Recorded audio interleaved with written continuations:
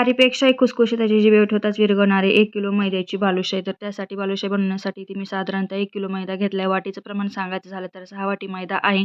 त्यात 1 वाटी रवाळ तूप टाकून घ्यायचं आहे. तूप गरम करायची गरज नाही आहे, तसंच टाकायचं. त्यामध्ये अगोदर मी 1 चमचा पोहे खायचा जो चमचा असतो त्या चमच्याने बेकिंग सोडा आणि थोडंसं मीठ आणि नंतर तूप टाकून हा मैदा चांगला तुपामध्ये व्यवस्थितपणे मिक्स केला. यामध्ये 2 वाटी दही टाकून घ्यायचं. दही नसेल तर नुसतं पाण्यामध्ये पण पीठ मळू शकता. दही टाकल्यामुळे हे पीठ चांगलं असं फुललं जातं. मला तितकं दही पुरलं नव्हतं म्हणून थोडंसं पाणी टाकून हे पीठ मळून घेतलं. पीठ साधारणतः अर्धा तासासाठी तसंच भिजत ठेवायचं. पाक बनवण्यासाठी ते आपल्याला 1 किलो साखर घ्यायची आहे आणि ते 2 ग्लास पाणी टाकायचं आहे. पाणी आणि साखर चांगली विरघळून घ्यायची. असा चिकट पाक याचा आपल्याला करायचं. त्यामध्ये थोडीशी वेलची पावडर टाकून घेतली. पाक पण चिकट झालेला आहे. बालुशाहीसाठी आपण गुलाबजामसाठी जसा पाक बनवतो सेम तसाच पाक बनवून घ्यायचा. पाक पण तयार झाला. पाक मी बाजूला काढून घेतला. जे पीठ मळून घेतलं होतं त्याची आता बालुशाही करायला घेणार आहोत. हलक्या हाताने बालुशाही करायची. जसं जोर देऊन असायला मळायचं नाही. हलक्या हाताने कराल तर लेयर भरपूर साऱ्या पडतात.